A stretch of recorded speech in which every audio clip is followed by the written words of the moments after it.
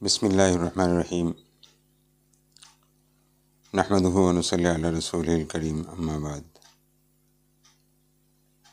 अऊज़ु बिल्लाहि मिनश शैतानिर रजीम बिस्मिल्लाहिर्रहमानिर्रहीम तबारकल्लज़ी नज़्ज़लल फ़ुरक़ान अला अब्दिही लियकून नज़ीरा फ़सुब्हान मन बअस मिन इबादिही रसूलन हादियन लिन्नासि इलल हक़्क़ि व जअलहु सिराजन वहाजा व क़मरन मुनीरा वसलातुल्लाहि अलैहि वसलामुहु व अला आलिहि व अस्हाबिहि नाशिरीन लिदीनिहि व कलामिहि मुतमस्सिकीन बिइहदाइहि नाहिरीन व किताबिहिल अज़ीम।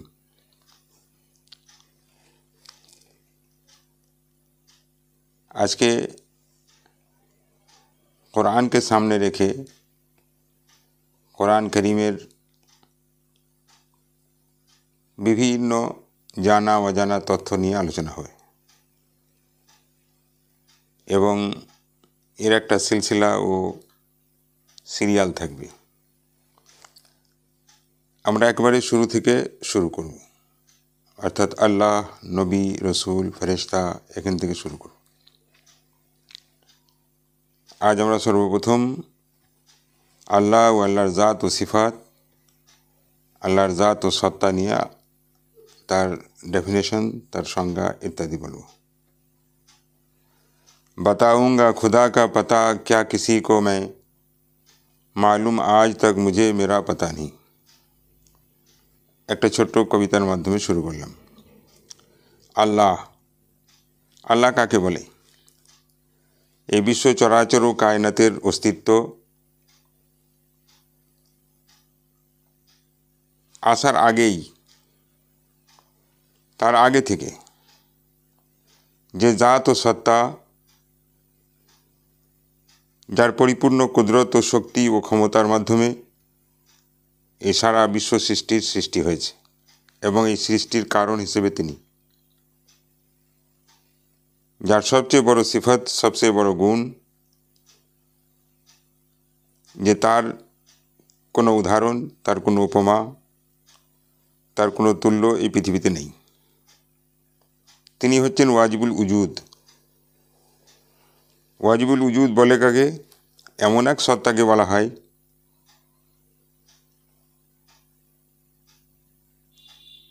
যার অস্তিত্ব বা উপস্থিতি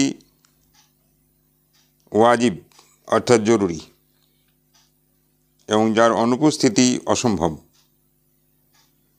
যার থাকা জরুরি, না থাকা অসম্ভব।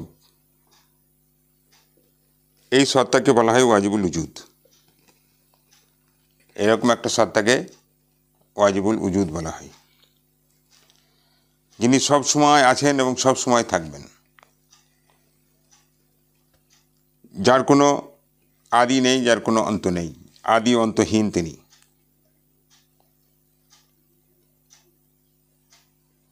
তিনি নিজে নিজেই আছেন, কারণ কোনো কিছু যদি কারোর উপর ডিপেন্ডেবল হয়, যার অস্তিত্ব অন্য কারোর অস্তিত্বের উপরে নির্ভরশীল হয়, সে কখনো ওয়াজিবুল উজুদ হতে পারে না, তাকে ওয়াজিবুল উজুদ বলা যায় না। ইসলামিক শিক্ষা ও তালিম অনুসারে আমরা ওয়াজিবুল উজুদ একমাত্র আল্লাহ তাআলা, একমাত্র মহান সত্তা আল্লাহ পাক ছাড়া আর কাউকে দেখি না, কেউ নেই।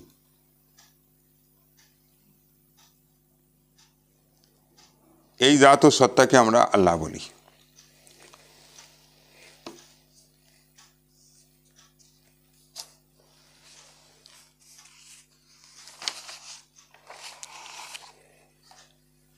এরপরে আমরা আল্লাহর পরে আমরা নবীকে জানব।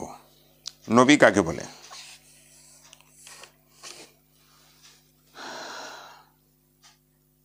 আরব দেশে চলিছিল আরবি মুহাওয়ারা ও প্রচলন।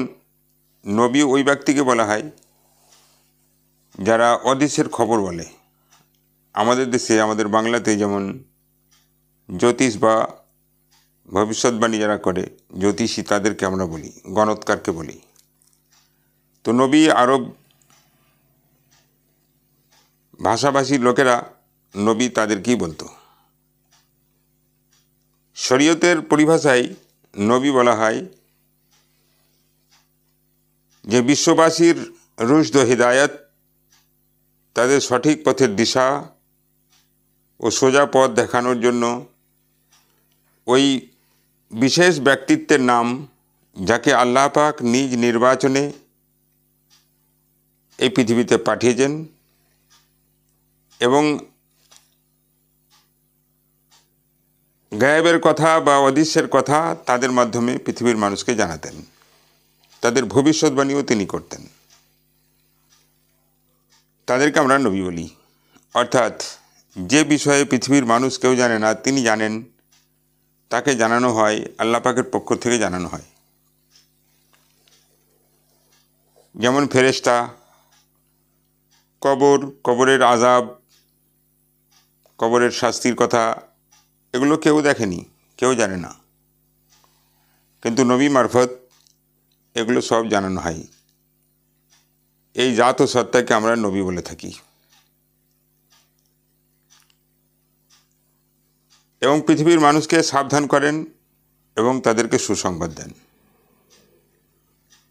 তৃতীয় আমরা বলবো ফেরেশতা। ফেরেশতা কাকে বলে? ফেরেশতা আল্লাহ পাকের এক সৃষ্টি, যা তিনি নিজের নূর দিয়ে সৃষ্টি করেছেন, যা আমাদের দৃষ্টির অগোচরে, আমরা তাদের দেখতে পাই না। তারা কখনো খোদার নাফরমানি এবং খোদার অবাধ্যতা এখতিয়ার করে না, অবাধ্য কখনো হন না। তাদেরকে যে নির্দেশ করা হয় সেই কাজ তারা কায় মনে করতে থাকে। যে কাজ করেন সেই কাজ করতেই থাকেন, সেখান থেকে তাদের কোনো শিথিলতা, কোনো গাফিলতি, কোনো অলসতা তাদের থাকে না। এই জাত ও সত্তাকে ফেরেশতা বলা হয়। আপনারা তালিমুল ইসলামে দেখে নিতে পারেন। এরপরে চতুর্থ পর্যায়ে আমরা জানব ওয়াহি কাকে বলে। ওয়াহি আল্লাহর প্রত্যাদেশ বা ঐশী বাণীকে আমরা ওয়াহি বলে থাকি।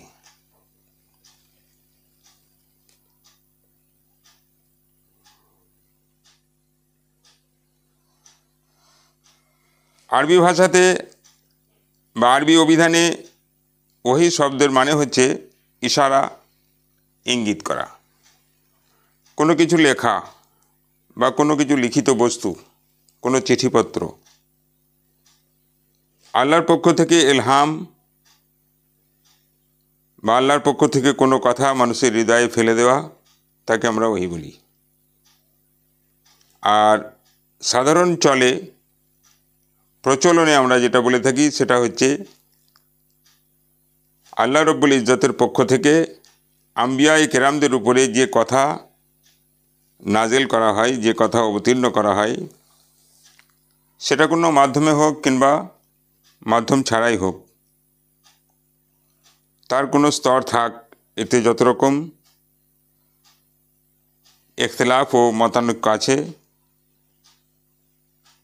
তার সংখ্যা অনেক,